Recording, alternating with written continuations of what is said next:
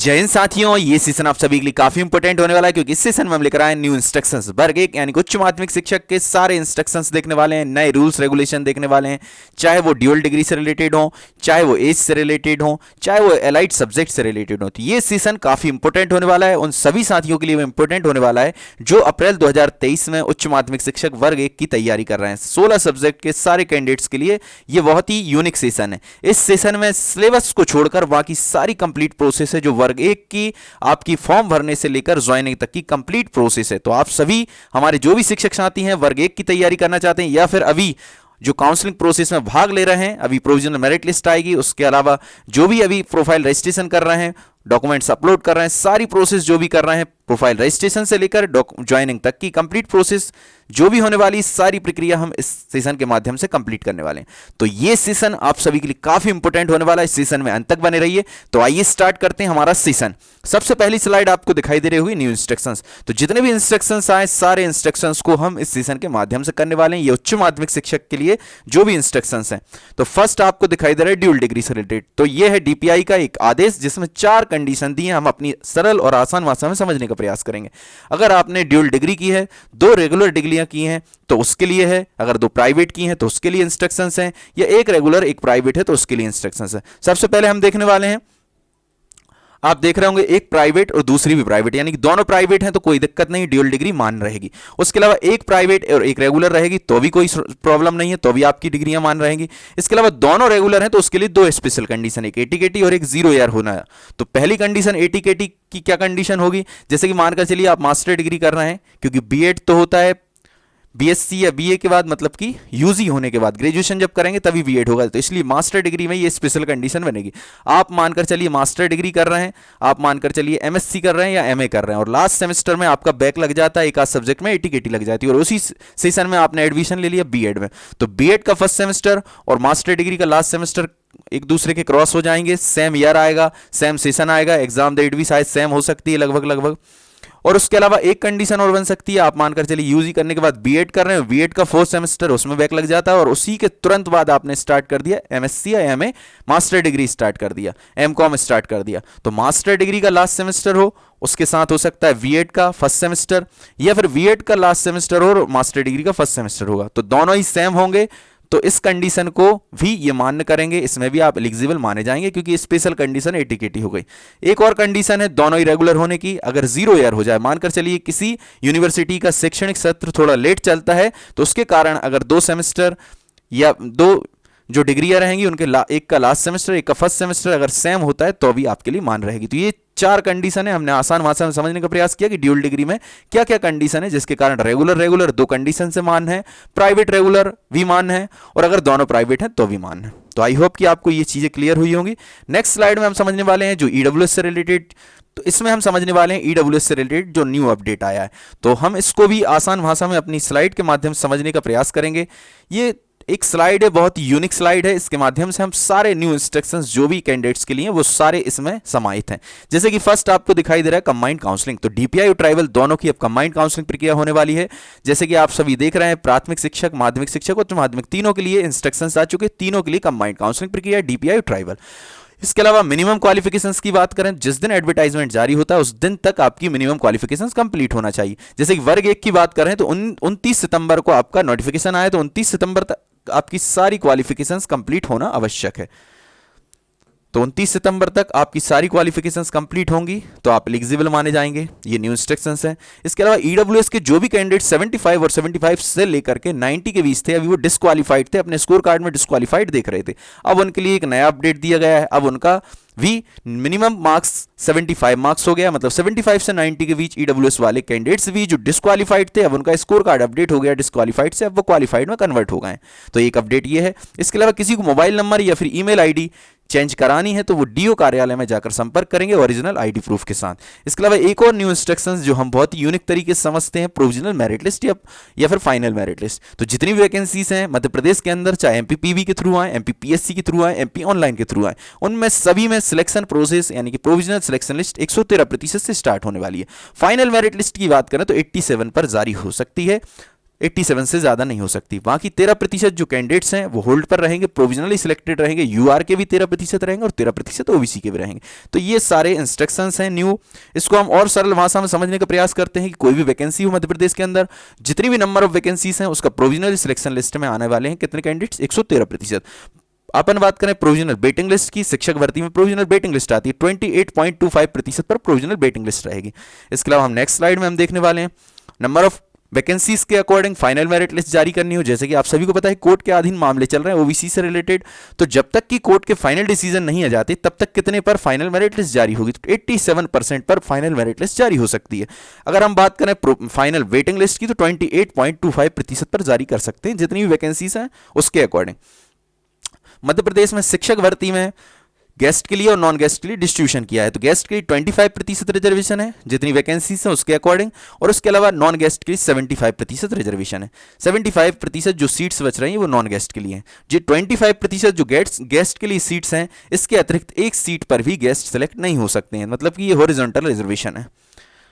Next slide में हम समझने वाले हैं आप प्रोफाइल रजिस्ट्रेशन करेंगे एमपीटीआरसी की साइट पर। मैं काफी प्रीवियस सेशंस में बता चुका हूं किस तरीके से आपको प्रोफाइल रजिस्ट्रेशन करना है। तो वर्ग 1 का प्रोफाइल रजिस्ट्रेशन तो आज तक होना था, आप सभी ने कर लिया होगा। तो प्रोफाइल रजिस्ट्रेशन से लेकर के हम ज्वाइनिंग तक की कंप्लीट प्रोसेस को इस सीसर के माध्यम से समझने वाले हैं। आपने प्रोफाइल रजिस्ट्रेशन किया होगा एमपीटीआरसी की साइट पर जाकर, उसके बाद आपने डॉक्यूमेंट्स अपलोड किए होंगे और आपने क्या किया होगा, डॉक्यूमेंट डिस्ट्रिक्ट चूज किया होगा। तो जिस जिस प्रोसेस को आप कंप्लीट करते जाएंगे उसके आगे साइन टिक होता जाएगा। मानकर चलिए आपने प्रोफाइल रजिस्ट्रेशन कर लिया, तो प्रोफाइल रजिस्ट्रेशन के बाद आप डॉक्यूमेंट वेरिफिकेशन डिस्ट्रिक्ट चूज करेंगे तो एक साइन टिक यहां पर आ जाएगा राइट का। डॉक्यूमेंट्स अपलोड कर देंगे तो राइट का टिक यहां पर आ जाएगा। जब तक आप डॉक्यूमेंट्स अपलोड नहीं करेंगे वहां पर साइन टिक नहीं आएगा राइट का। इसके बाद जब आप प्रोविजनली सिलेक्शन लिस्ट या वेटिंग लिस्ट जो आने वाली है उसमें अगर आप आ जाते हैं तो यहां पर साइन टिक आ जाएगा। जो कैंडिडेट प्रोविजनल सिलेक्शन लिस्ट और वेटिंग लिस्ट में आएंगे वही नेक्स्ट प्रोसेस में भाग लेंगे, यानी कि उन्हीं का वेरिफिकेशन होगा, सब कैंडिडेट्स का नहीं होगा। कई सारे कैंडिडेट्स के कमेंट्स आए और पर्सनल एसएमएस भी आए कि सर हम लोगों का वेरिफिकेशन होगा, तो वेरिफिकेशन सिर्फ और सिर्फ उन्हीं कैंडिडेट्स का होने वाला है जो कैंडिडेट्स प्रोविजनली सिलेक्टेड रहेंगे या प्रोविजनली वेटिंग लिस्ट में रहेंगे। तो ये चीज़ आपकी क्लियर हुई होगी। तो ये आपके प्रोविजनली सिलेक्टेड रहेंगे और प्रोविजनली वेटिंग लिस्ट आ जाएगी, तो आप अगर सिलेक्टेड हैं तो वहाँ पर एक साइन टिक आ जाएगा।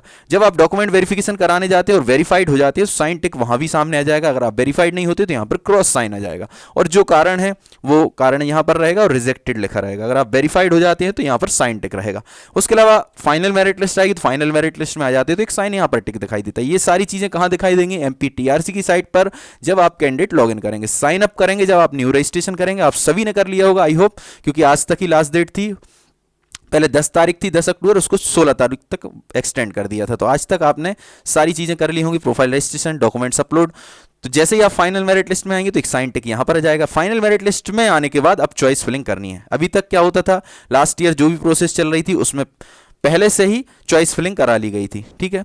और फाइनल मेरिट लिस्ट में जब आप आ जाएंगे तो आपको करना है चॉइस फिलिंग। चॉइस फिलिंग में 2 ऑप्शन खुलेंगे, एक एससीडी और एक टीडब्ल्यूडी। एससीडी स्कूल शिक्षा विभाग के सारे स्कूल्स रहेंगे, टीडब्ल्यूडी रहेंगे आपके ट्राइबल डिपार्टमेंट के स्कूल। तो जो आप सेलेक्ट करेंगे उसके आगे टीडब्ल्यूडी और एससीडी जरूर लिखा रहेगा। तो जो भी स्कूल शिक्षा विभाग वाले एरिया में रहते हैं वो स्कूल शिक्षा विभाग वाले स्कूल सेलेक्ट करेंगे, और जो ट्राइबल एरियाज में रहते हैं वो ट्राइबल एरियाज वाले स्कूल सेलेक्ट करेंगे। उसके अलावा आपकी जो मेरिट क्रम होगा उसके अकॉर्डिंग ही आपका फाइनल सिलेक्शन होगा।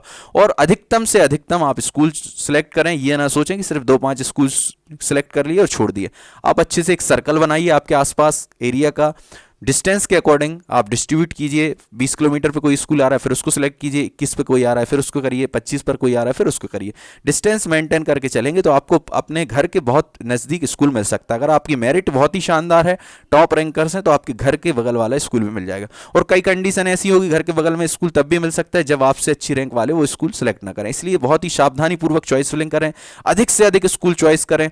उसके अलावा डिस्टेंस देखें किस स्कूल की कितनी डिस्टेंस है। नहीं तो ऐसा होगा मान के चलो आपकी अच्छी रैंक थी फिर भी आपने ध्यान नहीं दिया, 100-200 स्कूल सेलेक्ट किए और आपको मिल गया मानकर चलिए 200 किलोमीटर दूर, और एक आपसे कम रैंक वाला आपसे 50 किलोमीटर दूरी पर ले ले, 20 किलोमीटर दूरी पर ले ले। इसलिए जरूरी अच्छे तरीके से सर्कल बनाइए एक अपने आसपास चारों एरिया का, और उसको डिस्टेंस मेंटेन करिए। मेजर करके आप न्यूनतम डिस्टेंस वाले स्कूल को प्रेफरेंस में रखिए। इसके बाद जैसे ही आप चॉइस फिलिंग कर लेंगे तो आपके लिए स्कूल अलॉटमेंट लेटर प्राप्त होगा और फिर आप फाइनली ज्वाइनिंग ले लेंगे अपने स्कूल में। इसके अलावा हम नेक्स्ट स्लाइड में देखने वाले हैं एक कंप्लीट शेड्यूल है वर्ग 1 का। हर चाहे वर्ग 1 हो, चाहे वर्ग 2 हो, चाहे वर्ग 3, सभी का एक कंप्लीट शेड्यूल आता है। इसका भी कंप्लीट शेड्यूल आया जिसमें आपने देखा होगा विज्ञापन आया था 30 सितंबर को, 29 सितंबर को ऑफिशियली डीपीआई ने जारी किया था, पर समाचार में प्रकाशित हुआ था 30 सितंबर को, तो 29 सितंबर को मानिए। उसके अलावा ईडब्ल्यूएस के लिए ही 30 सितंबर से लेकर 16, पहले 10 अक्टूबर तक था, अब 16 अक्टूबर तक ईडब्ल्यूएस वाले जो कैंडिडेट्स थे अभी डिस्क्वालीफाइड थे उनसे साइन टिक कराया गया कि ईडब्ल्यूएस है, यस, उसके बाद आपने अपना डॉक्यूमेंट भी अपलोड कर दिया होगा। इसके अलावा 16 अक्टूबर तक ही आप प्रोफाइल रजिस्ट्रेशन कर सकते थे, सारे कैंडिडेट्स, और डॉक्यूमेंट्स अपलोड कर सकते थे। कौन से कैंडिडेट्स कर सकते थे? जो डीपीआई में अभी तक सेलेक्ट नहीं हुए हैं। तो डीपीआई में जो सिलेक्ट नहीं हुए वो सारे कैंडिडेट्स प्रोफाइल रजिस्ट्रेशन और डॉक्यूमेंट्स अपलोड 16 अक्टूबर तक कर चुके होंगे, यानी कि आज तक। उसके अलावा हम देखने वाले हैं जो भी रूल्स रेगुलेशन थे वो सारे रूल्स रेगुलेशन 3 अक्टूबर तक आ चुके हैं।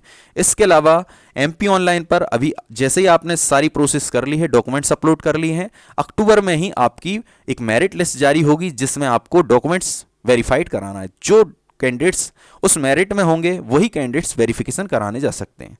तो अक्टूबर में ही आपको एक सत्यापन सूची प्राप्त होने वाली है। जो कैंडिडेट्स उसमें रहेंगे वही वहां पर जाकर अपने अपने डिस्ट्रिक्ट पर जाकर, जो भी आपने डिस्ट्रिक्ट सेलेक्ट किया है उस डिस्ट्रिक्ट में जाकर आप वेरिफिकेशन कराएंगे। इसके अलावा आपको वेरिफिकेशन एक फिक्स डेट होगी, मानकर चलिए 20 से 25 दिन वेरिफिकेशन चल रहा है, तो हर डिस्ट्रिक्ट में एक दिन लगभग 100 कैंडिडेट्स को बुलाया जाता है। तो आपकी एक फिक्स डेट होगी, उस डेट में जाकर आप जिला शिक्षक अधिकारी द्वारा गठित टीम के सामने अपनी वेरिफिकेशन कराएंगे। 2 सेट में अपने डॉक्यूमेंट्स ले जाएंगे। कौन कौन से डॉक्यूमेंट्स ले जाना हम नेक्स्ट स्लाइड में समझने का प्रयास करेंगे।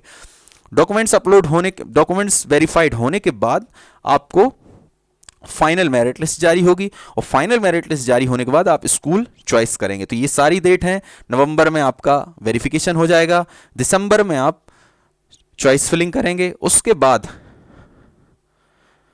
दिसंबर में आपकी फाइनल मेरिट लिस्ट जारी होगी, नवंबर में आपका वेरिफिकेशन हो जाएगा और आप दिसंबर में ही चॉइस फिलिंग करेंगे। दिसंबर में चॉइस फिलिंग करने के बाद आपका फाइनल अलॉटमेंट लेटर जारी हो जाएगा और स्कूल आप ज्वाइन कर सकते हैं।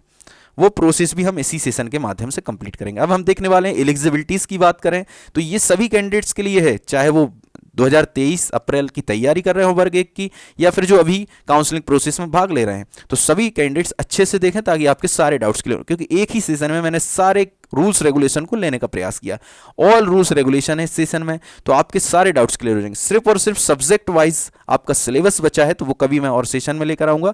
सब्जेक्ट वाइज जो आपका 100 नंबर का पेपर आता है, 150 नंबर का वर्ग 1 का पेपर होता है, जिसमें से 100 नंबर का आपका सिलेबस रहता है सब्जेक्ट वाइज, 50 का रहता है आपका, और भी बहुत सारा कॉम्बिनेशन रहता है, जीएस के, साइंस, जनरल एप्टीट्यूड और टीचिंग एप्टीट्यूड, काफ़ी सारा उसमें सिलेबस रहता है। 50 मार्क्स का और 100 मार्क्स का रहता है आपका सब्जेक्टिव। तो वो सिलेबस छोड़कर बाकी वर्ग 1 का जो भी प्रोसेस होता है, सारे रूल्स रेगुलेशन को हमने इसी सेशन में कंप्लीटली तैयार किया है। तो आप एलिजिबिलिटीज़ की बात करें तो एलिजिबिलिटीज़ में आपने जो पात्रता परीक्षा दी है उसमें न्यूनतम अंक आपने प्राप्त किए होंगे, तो ही आप इसके लिए एलिजिबल रहेंगे। तो SC, ST, OBC, EWS और दिव्यांग साथी को 50% मार्क्स चाहिए। EWS के लिए अभी शामिल किया गया है। EWS हर कैटेगरी में रहेगा, जहां जहां रिजर्वेशन मिलेगा। अभी कई जगहों पर मैंने देखा है कि EWS को रिजर्व कैटेगरी में नहीं रखा है। तो आगे से शायद सारे बोर्ड ध्यान देंगे मध्य प्रदेश के अंदर कि जितने भी रिजर्वेशन वाली कैटेगरीज में, जो रिजर्वेशन कैटेगरीज को लाभ मिल रहा है, उन सभी कैटेगरीज में EWS को जरूर समाहित करेंगे। जैसे कि यहां पर किया है आपने, SC, ST, OBC, EWS, दिव्यांग और आर्थिक रूप से कमजोर वर्ग के लिए 50% मिनिमम मार्क्स चाहिए। इसके अलावा हम अदर कैंडिडेट्स की बात करें तो 60% मार्क्स चाहिए। इसके अलावा आपने जिस सब्जेक्ट से फॉर्म फिल किया उसमें 2nd क्लास से आप पास होना जरूरी है, और बीएड या बीएड के समकक्ष आपकी बीएड होना जरूरी है। तो बीएड और एक बीएड स्पेशल होती है जो दिव्यांग बच्चों को पढ़ाने के लिए होती है, तो बीएड होना जरूरी है। इसके अलावा आपने जिससे पीजी किया है, जिस सब्जेक्ट से आपने फॉर्म फिल किया, उस पीजी में आपका 2nd क्लास होना जरूरी है। तो ये तो हो गई हमारी न्यूनतम एलिजिबिलिटीज। इसके अलावा हम सब्जेक्ट वाइज देखने वाले हैं किस सब्जेक्ट के लिए कौन से एलाइड सब्जेक्ट चल सकते हैं। जैसे कि फर्स्ट सब्जेक्ट आपको दिखाई दे रहा है मैथमेटिक्स। मैथ्स के साथ कौन कौन से एलाइड सब्जेक्ट चल सकते हैं, उसके अलावा आपने ग्रेजुएशन में कौन कौन से सब्जेक्ट्स के साथ ग्रेजुएट किया है। तो अगर मैथ्स सब्जेक्ट की आप बात करेंगे तो आपका ग्रेजुएशन में मैथ्स होना कंपलसरी है। उसके अलावा आप एलाइड सब्जेक्ट कौन कौन से होंगे उसमें भी आप एलिजिबल रहेंगे वर्ग 1 में। जैसे कि हम बात करें आपका अप्लाइड मैथमेटिक्स है तो भी आप वर्ग 1 के लिए एलिजिबल रहेंगे। स्टैटिक्स है, सांख्यिकी है तो भी आप रहेंगे। उसके अलावा कंप्यूटेशनल मैथमेटिक्स है तो भी है, इंडस्ट्रियल मैथमेटिक्स है, इंजीनियरिंग मैथ्स है, और mathematical science, pure mathematics, operation research, ये इतने सारे एलाइड सब्जेक्ट से भी आपने पीजी किया है तो भी मैथ्स वर्ग 1 के लिए आप एलिजिबल कहलाएंगे। नेक्स्ट स्लाइड में हम देखने वाले हैं सेकंड सब्जेक्ट केमिस्ट्री। तो केमिस्ट्री में कौन कौन से सब्जेक्ट से कर सकते हैं? Biochemistry, applied biochemistry, applied chemistry, environmental chemistry. उसके अलावा हम देखने वाले हैं pharmaceutical chemistry, physical chemistry, inorganic chemistry, organic chemistry, industrial chemistry, analytical chemistry. और उसके बाद नेक्स्ट स्लाइड में देखेंगे बाकी के सब्जेक्ट। सबसे पहले अगर हम बायोलॉजी की बात करें तो बायोलॉजी में आपका स्नातक स्तर यानी ग्रेजुएशन में वनस्पति शास्त्र हो, प्राणी विज्ञान हो, बायो साइंस हो, लाइफ साइंस हो, प्लांट साइंस हो, एनिमल साइंस हो, ये मुख्य सब्जेक्ट मेन सब्जेक्ट होना जरूरी है बायोलॉजी सब्जेक्ट के लिए। उसके अलावा इसके अलाइड सब्जेक्ट कौन कौन से चल सकते हैं? Microbiology, biotechnology, molecular biology, plant physiology, agriculture botany, life science, ecology and environmental और फिशरीज। ये इतने सारे अलाइड सब्जेक्ट बायोलॉजी में चल सकते हैं। नेक्स्ट स्लाइड में हम देखेंगे और सब्जेक्ट्स। बायो के लिए और सब्जेक्ट भी हैं, बायो साइंस है, बायो केमिस्ट्री है, एनवायरमेंटल साइंस है, एक्वाकल्चर है, बायो इन्फॉर्मेटिक साइंस है, फॉरेस्ट्री है, जेनेटिक्स है, एनवायरमेंटल बायोलॉजी, लिम्नोलॉजी, उसके अलावा कीट विज्ञान, एंटोमोलॉजी, उसके अलावा इंडस्ट्रियल माइक्रोबायोलॉजी, जेनेटिकल इंजीनियर और प्लांट साइंस। ये इतने सारे एलाइड सब्जेक्ट से अगर आपने किया है तो आप बायोलॉजी सब्जेक्ट के लिए आप एलिजिबल हैं। इसके अलावा नेक्स्ट स्लाइड में हम देखने वाले हैं फिजिक्स के लिए। फिजिक्स के लिए आप अगर एलाइड सब्जेक्ट की बात करें तो electronics, applied physics, nuclear physics, material physics, material science और मॉलिक्यूलर फिजिक्स। इतने सारे सब्जेक्ट से अगर आपने पीजी किया है और फिजिक्स के लिए आप फॉर्म फिल कर रहे हैं तो आप एलिजिबल हैं। उसके अलावा हम बात करें ग्रेजुएशन में क्या होना चाहिए फिजिक्स के लिए, तो ग्रेजुएशन में आपका मुख्य सब्जेक्ट होना चाहिए फिजिक्स। जैसे कि पीएसएम होता है फिजिक्स स्टैटिक्स मैथ्स, या फिर पीसीएम होता है फिजिक्स केमिस्ट्री मैथ्स। तो मेन आपका सब्जेक्ट क्या होना चाहिए? फिजिक्स होना जरूरी है। अब हम कृषि की बात करें, अगर एग्रीकल्चर से आप फॉर्म फिल करना चाहते हैं तो आपके लिए मेन सब्जेक्ट होना जरूरी है एग्रीकल्चर में। ग्रेजुएशन में अपने एग्रीकल्चर मेन सब्जेक्ट होना जरूरी है।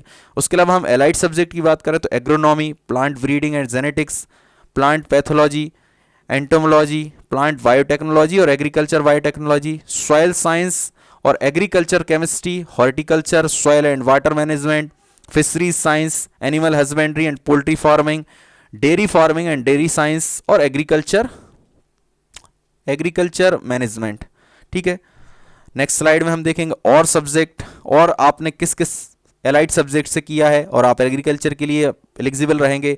Plant biochemistry and chemistry of plant products, plant physiology, उसके अलावा agriculture economics, agriculture extensions education, agriculture statistics की बात करें, उसके अलावा माइक्रोबायोलॉजी की बात करें, agriculture botany, forestry, ecology, environmental, nematology, agro forestry, agriculture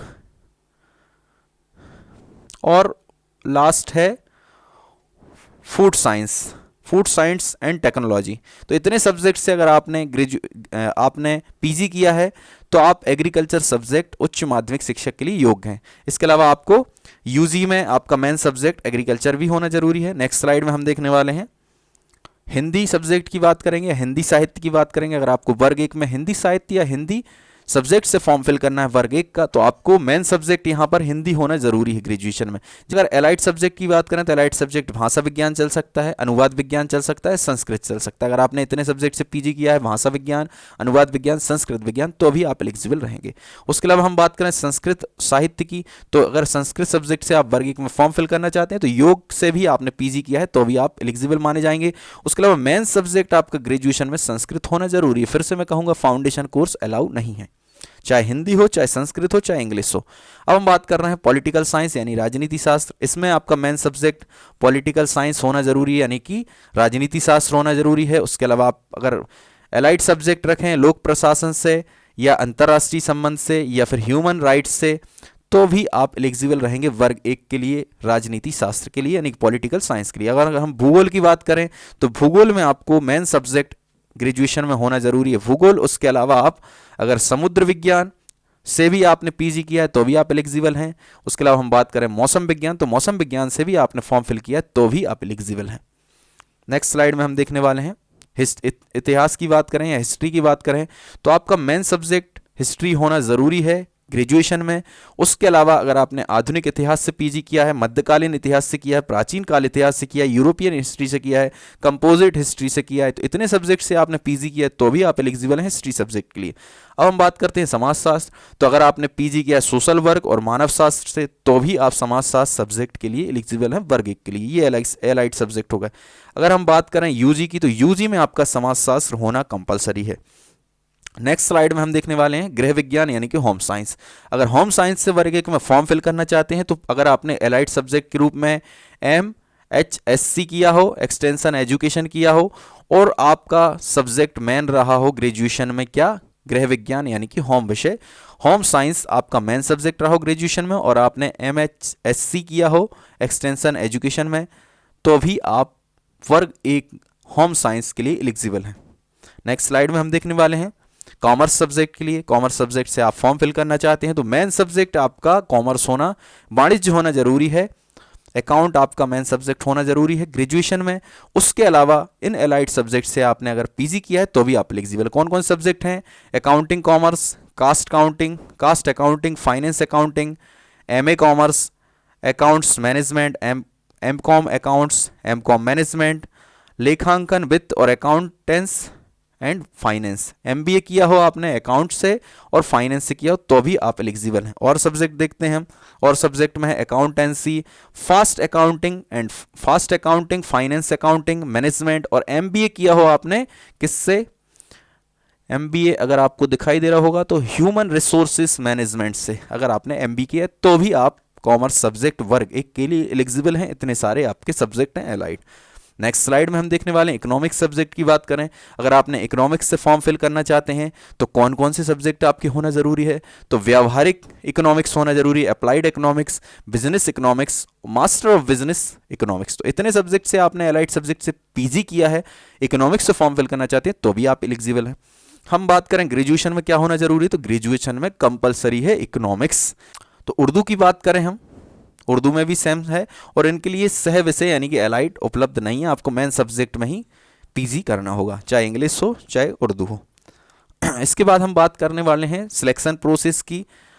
एक और एलिजिबिलिटी देखते हैं हम अतिथि शिक्षकों के लिए। अतिथि शिक्षकों के लिए जो 25% रिजर्वेशन है, वो रिजर्वेशन किन अतिथि शिक्षकों को मिल सकता है? तो जो अतिथि शिक्षक न्यूनतम से 3 शैक्षणिक सत्र कंप्लीट कर चुके हों, इसके अलावा उन्हें न्यूनतम 200 दिवस कार्य पूरा किया हो, सरकारी स्कूल में किया हो, तो उन सभी के लिए 25% रिजर्वेशन मिलेगा। पर ये कब तक कंप्लीट होना जरूरी है? आपकी 29 सितंबर को विज्ञप्ति जारी हुई थी, एडवर्टाइजमेंट आया था। 29 सितंबर से पहले अगर आपने 200 दिवस और उसके साथ साथ 3 सेशन आपने किए हैं कंप्लीट, न्यूनतम 3 शैक्षणिक सत्र किए हैं, तो आप बिल्कुल एलिजिबल हैं, 25% रिजर्वेशन में आप आएंगे। और गेस्ट के लिए पहले ही अप्लाई किया गया था, किसके थ्रू? MPPV के थ्रू। वर्ग 1 और 2 में MPPV के थ्रू गेस्ट का पहले से ही साइन टिक कराया गया था, और उन जिन लोगों ने साइन टिक किया है उन लोगों का स्कोर कार्ड में गेस्ट दिखाई देगा, गेस्ट में रैंक दिखाई देगी, कैटेगरी वाइज, क्लास वाइज। इसके अलावा वर्ग 3 की बात करें तो वर्ग 3 में पहले से गेस्ट के लिए अप्लाई नहीं कराया गया था, तो अब अभी पोर्टल चालू होगा, उस पोर्टल में आपसे सिलेक्ट कराया जाएगा और अपने गेस्ट अप्लाई, अगर आप गेस्ट के लिए अप्लाई करना चाहते हैं तो वहाँ साइन टिक करेंगे यस, उसके अलावा अपना डॉक्यूमेंट अपलोड करेंगे तो आपकी गेस्ट की रैंक बन जाएगी। पर वर्ग 1 और 2 की बात करें तो वर्ग 1, 2 में पहले से ही गेस्ट टिक कराया था, तो जिन लोगों ने टिक किया है साइन, उन लोगों की अपने अपनी कैटेगरी, क्लास वाइज अपनी अपनी रैंक दिखाई देगी, उसी के अकॉर्डिंग सिलेक्शन होने वाला है। अब हम बात करें एज से रिलेटेड, एज रिलैक्सेशन से रिलेटेड एक आदेश जारी किया था मध्य प्रदेश स्कूल शिक्षा विभाग ने कि कोविड-19 के कारण सिलेक्शन प्रोसेस में काफ़ी विलंब हुआ है, उसके कारण 3 साल का एज रिलैक्सेशन दिया है। कितने? 3 साल का। वो कितनी तारीख तक है? दिसंबर 2023 तक 3 साल का आपको एज रिलैक्सेशन दिया है। तो एज रिलैक्सेशन है दिसंबर 2023 तक, 3 साल का एज रिलैक्सेशन है। जो भी अपनी एज से रिलेटेड डाउट्स थे कि हम ओवर एज हो रहे हैं, तो उन सभी के लिए ये बहुत ही बड़ी खुशी की बात है कि उनको 3 साल का एक्स्ट्रा बेनिफिट मिल रहा है। एज की बात करें तो मिनिमम एज है 21। हाँ, इसको देखकर एक चीज़ और मेरे को याद आई, जो भी वर्ग 3 के शिक्षक साथी अगर इस सेशन को देख रहे हैं और वो 18 साल से लेकर 21 के बीच हैं, 18 साल से तो ज़्यादा हो गए होंगे आप, 19 या 20 के होंगे और 21 होने वाले होंगे, 20 और 21 के आसपास के होंगे, तो वो सब कैंडिडेट्स जिनने फॉर्म फिल किया था उस टाइम, क्योंकि आपको स्पेशल कंडीशन के तहत आपको 21 से कम करके एज 18 कर दी गई थी जब एलिजिबिलिटी टेस्ट हुआ था, तो 18 साल हो गई थी। और अब उसको 21 कर दिया गया। तो कुछ शिक्षक साथी बाहर हो रहे होंगे जो 21 के आसपास हैं या फिर 20 साल के हैं। 20 से 21 वाले ज़्यादा शिक्षक साथी हैं। तो वो सब एक मैं व्हाट्सअप ग्रुप आपको शेयर कर रहा हूँ, उससे जुड़ जाइए। अगर कुछ भी इन्फॉर्मेशन होगी उससे रिलेटेड तो हम उसमें ज़रूर डिस्कस करेंगे, और हो सकता है आपकी एज कम हो जाए। अगर आप प्रयास करेंगे तो ज़रूर एज कम हो सकती है। बाकी मैं ओपनली प्लेटफॉर्म पर कुछ नहीं बोल सकता हूँ, इतने से आप समझ सकते हैं। आप व्हाट्सएप ग्रुप से जरूर जुड़ जाइएगा और बाकी हम देखेंगे, है ना। हम बात कर रहे हैं न्यूनतम एज की। तो न्यूनतम एज हमारी है 21 और अधिकतम एज, जैसे कि अभी मैंने लास्ट स्लाइड के माध्यम से बताया कि आप सभी के लिए 3 साल का एक्स्ट्रा बेनिफिट है। तो जब नोटिफिकेशन जारी हुआ था तब 40 ईयर मिनिमम एज थी, अब उसको 43 कर दी मिनिमम एज यूआर के कैंडिडेट्स और अदर स्टेट के कैंडिडेट्स के लिए। उसके अलावा इसी यूआर के कैंडिडेट्स के साथ जो कैंडिडेट्स गेस्ट भी हैं तो उनको 9 साल का एक्स्ट्रा बेनिफिट है, यानी कि 52 ईयर है उनके लिए एज, मैक्सिमम एज।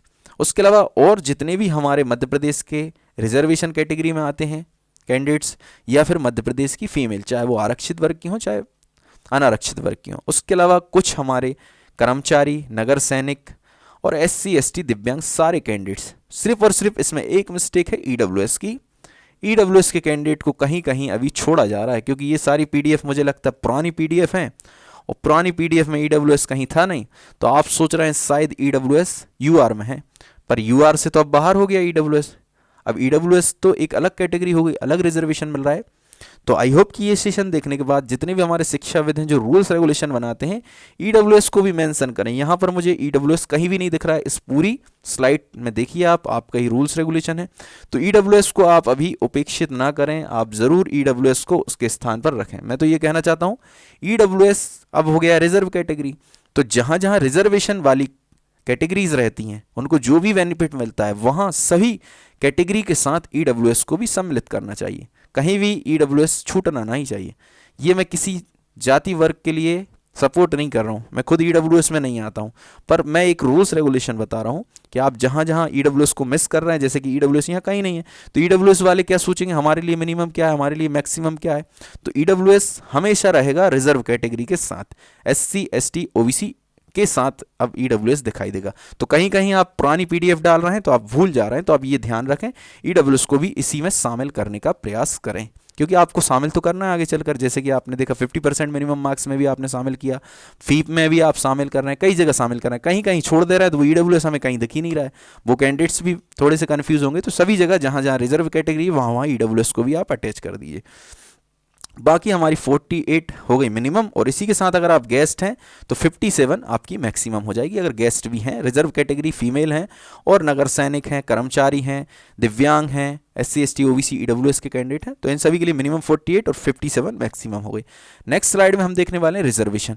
तो जैसे कि आप मेरे प्रीवियस सेशन देखते होंगे तो आपको मालूम होगा हॉरिजॉन्टल रिजर्वेशन फीमेल के लिए 50% होता है, 10% एक्स सर्विसमैन के लिए, 6% दिव्यांग के लिए होता है। दिव्यांग के अंदर भी 4 क्लास होती हैं, EH VH LD MD, प्रत्येक क्लास को 1.5 रिजर्वेशन होता है। ये सारी चीज़ें हम प्रीवियस सेशन में कंप्लीट कर चुके हैं। आप अगर मेरे प्रीवियस सेशन देखते हो तो जरूर आपके क्लियर होंगे डाउट्स।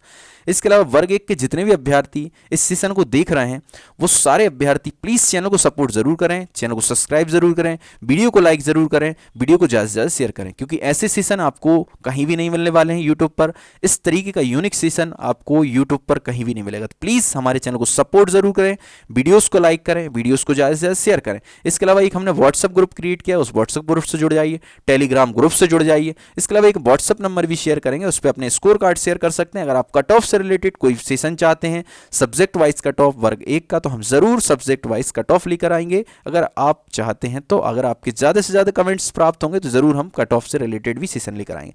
जिस सब्जेक्ट के ज़्यादा से ज़्यादा कट ऑफ से रिलेटेड आपके कमेंट्स आएंगे उस सब्जेक्ट को हम नेक्स्ट सेशन में 1-2 दिन में लाने का ज़रूर प्रयास करेंगे। तो आइए हम स्टार्ट करते हैं।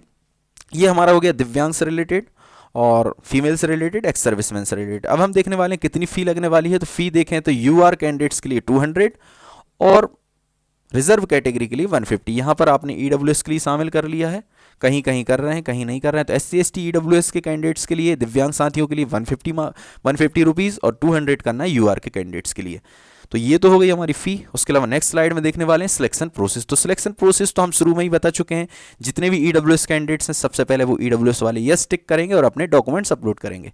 डॉक्यूमेंट्स अपलोड करने के अलावा और जो कैंडिडेट्स जो डीपीआई में अभी तक सिलेक्ट नहीं हुए वो भी प्रोफाइल रजिस्ट्रेशन करेंगे, डॉक्यूमेंट्स अपलोड करेंगे। उसके अलावा जो ये सारी प्रोसेस हो जाएगी, उसके अलावा गेस्ट साथियों का तो पहले मैं बता चुका हूँ जिनने साइन टिक किया है, और उनकी मेरिट लिस्ट भी दिखाई दे रही है, उसी क्रम में उनको इस मेरिट लिस्ट में स्थान मिलेगा। ये सारी प्रोसेस होने के बाद आपको रिक्तियां, आपको पता है वैकेंसीज कितनी कितनी किस किस सब्जेक्ट में, वैकेंसी के अकॉर्डिंग 113% प्रोविजनल सिलेक्शन लिस्ट जारी होगी अपने अपने सब्जेक्ट में, 28.25% पर प्रोविजनली वेटिंग लिस्ट प्राप्त होगी अपनी अपनी सीट्स के हिसाब से। आप देख सकते हैं अगर आप रिकमेंड करेंगे, ज़्यादा से ज़्यादा कमेंट करेंगे, तो मैं सब्जेक्ट वाइज वैकेंसी का distribution, category wise, class wise, ex serviceman, दिव्यांग सारा लेकर आऊँगा, क्योंकि मैं इसी चीज़ को करता रहता हूँ। तो मेरे को बहुत ही ईजी वे में ये सारी चीज़ें करना आसान लगती हैं, तो मैं ज़रूर ईजीएस्ट वे में लेकर आने का प्रयास करूँगा।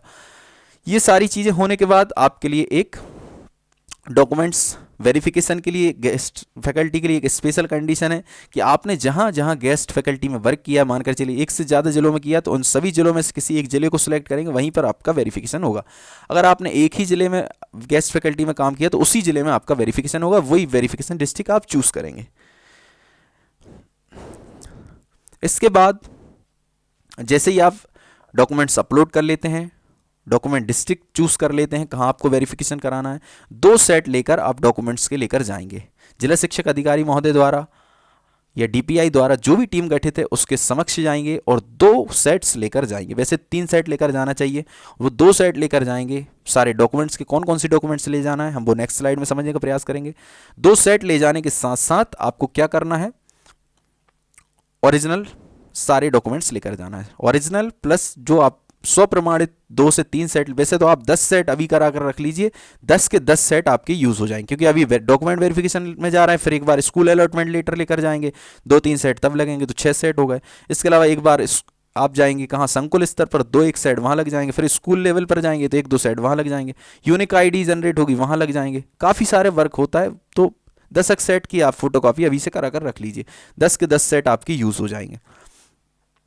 आपने डॉक्यूमेंट वेरिफिकेशन के लिए डिस्ट्रिक्ट लेवल पर गए, वहाँ से आपका वेरिफिकेशन हो जाएगा, वेरीफाइड होंगे तो वहाँ पर ऑनलाइन तुरंत जनरेट हो जाएगा और एक वेरिफिकेशन स्लिप मिलेगी, वो भी हम देखने वाले हैं। इसके अलावा अगर आप रिजेक्टेड होते हैं तो रिजेक्टेड का रीज़न रहेगा और फिर भी वेरिफिकेशन आपको स्लिप मिलेगी। जैसे ही आप वेरीफाइड हो जाते हैं फिर आपके लिए एक मेरिट लिस्ट जारी होगी, इसी के आधार पर जो वैकेंसीज हैं उसके आधार पर ये हम देखने वाले हैं आपको वेरिफिकेशन जो स्लिप प्राप्त होने वाली, चाहे रिजेक्टेड हो चाहे आपकी सिलेक्टेड वाली हो। तो अगर आपके सारे डॉक्यूमेंट्स सही हैं, अगर आप वेरीफाइड हो जाते तो यहाँ पर लिखा रहेगा टू बी एक्सेप्टेड, मतलब आपके सारे डॉक्यूमेंट्स सही हैं और आप वेरीफाइड हैं, टू बी एक्सेप्टेड। अगर आपके कोई डॉक्यूमेंट्स में प्रॉब्लम है और आप डॉक्यूमेंट्स कम है तो आप रिजेक्टेड लिखा रहेगा और यहाँ पर क्रॉस साइन आ जाएगा। अगर आप वेरीफाइड हैं तो यहाँ पर साइन टिक रहेगा, टू बी एक्सेप्टेड। यहाँ पर शॉर्ट में आपकी खुद की डिटेल्स रहेंगी, सारी details subject wise, rank, marks, category, सारी चीज़ें रहेंगी। यहाँ पर भी आपके साइन होंगे, आपका एड्रेस वगैरह रहेगा, ये सारी चीज़ें होंगी। ये वेरिफिकेशन स्लिप इस तरीके से आपको प्राप्त होने वाली है। इसके बाद क्या होगा, ये हम डॉक्यूमेंट्स देख लेते हैं, कौन कौन से डॉक्यूमेंट्स आपको अपलोड करने हैं और कौन से आपको वेरिफिकेशन के टाइम लेकर जाने हैं। तो ये डॉक्यूमेंट्स तो हम अपनी सरल भाषा में समझने का प्रयास करेंगे। आपको डेट ऑफ बर्थ के लिए 10th या 12th की मार्कशीट अपलोड करनी है। उसके अलावा यूजी, पीजी और बीएड, वर्ग 1 की बात कर रहे हैं, यूजी, पीजी और बीएड की सारे सेमेस्टर की मार्कशीट अपलोड करनी है। इसके अलावा मूल निवासी सर्टिफिकेट अपलोड करना है। उसके अलावा जो बचे हुए सर्टिफिकेट हैं अगर आप उनका लाभ लेते हैं तो ही अपलोड करना है। जैसे कि हम बात करें कास्ट सर्टिफिकेट, तो अगर कास्ट सर्टिफिकेट तभी अपलोड करेंगे जब SC, ST, OBC, EWS, दिव्यांग का लाभ ले रहे हैं, ठीक है ना। उसके अलावा गेस्ट की बात करें तो गेस्ट का अगर आप ले रहे हैं तो गेस्ट का आप सर्टिफिकेट अपलोड करेंगे, दिव्यांग का लाभ ले रहे हैं तो दिव्यांग का सर्टिफिकेट अपलोड करेंगे, एक्स सर्विसमैन है तो एक्स सर्विसमैन का सर्टिफिकेट अपलोड करेंगे। अगर आप सरनेम और नेम चेंज कराना चाहते हैं तो इसका भी आप सर्टिफिकेट अपलोड करेंगे और डॉक्यूमेंट वेरिफिकेशन के टाइम लेकर जाएंगे। तो जो डॉक्यूमेंट्स आपने अपलोड किए वो सारे डॉक्यूमेंट्स वेरिफिकेशन के टाइम लेकर जाना है। उसके अलावा PV का रिजल्ट, आधार कार्ड और 6 फोटो, ये आप डॉक्यूमेंट्स अपलोड नहीं करेंगे पर डॉक्यूमेंट वेरिफिकेशन के टाइम डिस्ट्रिक्ट लेवल पर लेकर जाएंगे। नेक्स्ट स्लाइड में हम देखने वाले हैं final merit list. Final merit list किस तरीके से जारी होती है, आपका वेरिफिकेशन हो गया, फाइनल मेरिट लिस्ट जारी होने वाली है। तो जितनी भी टोटल नंबर ऑफ वैकेंसीज रहेंगी, अभी की कंडीशन में बता रहा हूँ, कोर्ट के अंदर मामले चल रहे हैं, तो अभी कोर्ट ने स्पष्ट निर्देश दिया है कि 87 से ज़्यादा आप फाइनल मेरिट लिस्ट जारी नहीं कर सकते। 13% ओबीसी कैंडिडेट्स, 13% यूआर कैंडिडेट्स रहेंगे प्रोविजनली सिलेक्टेड। जिस तरफ कोर्ट का डिसीजन जाएगा वो कैंडिडेट चले जाएंगे फाइनल मेरिट लिस्ट में और 100% फाइनल मेरिट लिस्ट हो जाएगी। अभी फिलहाल में 87 पर होने वाली है। सब्जेक्ट को देखें तो यहाँ सब्जेक्ट लिखा रहेगा, यहाँ पर आपका रोल नंबर, यहाँ रैंक, स्कोर कार्ड, आपका नेम, और यहाँ पर रहेगा सिलेक्टेड कैटेगरी, आप किस कैटेगरी में फाइनली सिलेक्टेड हुए हैं। तो ये सारी चीज़ें आपको देखने को मिलेंगी फाइनल मेरिट लिस्ट में।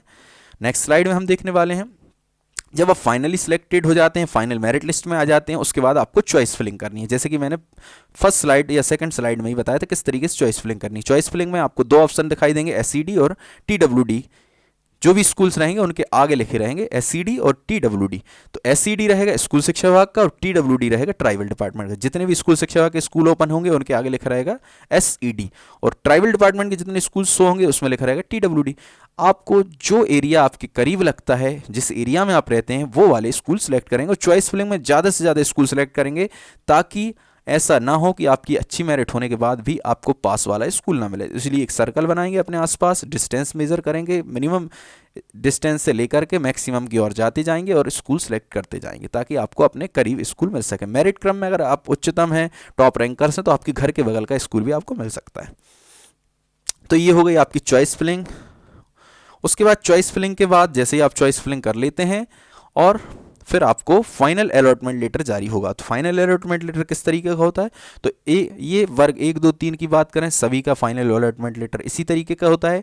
इसे ज्वाइनिंग लेटर भी बोलेंगे। सिर्फ वर्ग 3 में सब्जेक्ट वाइज नहीं होता, वर्ग 1 और 2 में सब्जेक्ट वाइज होता है। यहाँ पर आपका लिखा रहेगा आदेश क्रमांक, यहाँ रोल नंबर, यहाँ पर आपका नाम, पापा जी का नाम मतलब फादर्स नेम, यहाँ पर रैंक रहेगी, यहाँ पर आप जिस कैटेगरी में आपका सिलेक्शन हुआ है वो कैटेगरी लिखी रहेगी, यहाँ पर आपकी जहाँ पोस्टिंग हुई है वो स्थान लिखा रहेगा, और यहाँ आपका डिस्ट्रिक्ट लिखा रहेगा। तो इस प्रकार आपका फाइनल अलॉटमेंट लेटर जारी होता है।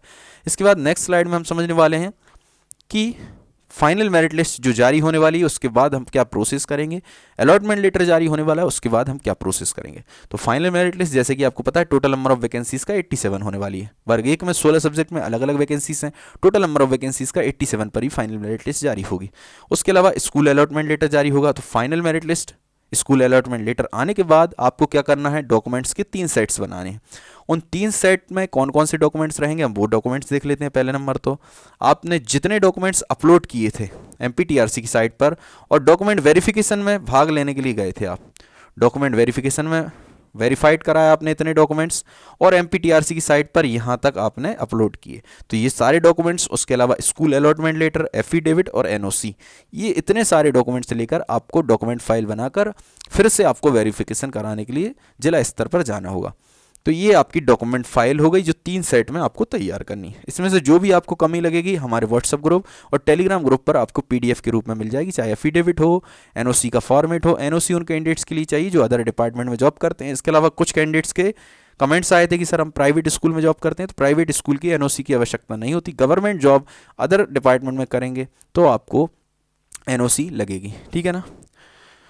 तो ये हो गया आपका 3 सेट। इन 3 सेट को लेकर आप जाएंगे जिला शिक्षक अधिकारी द्वारा गठित टीम के पास, वहाँ से वेरिफिकेशन होगा। वेरिफिकेशन के बाद 2 सेट में आपको लेटर प्राप्त होंगे, संकुल के नाम और स्कूल के नाम।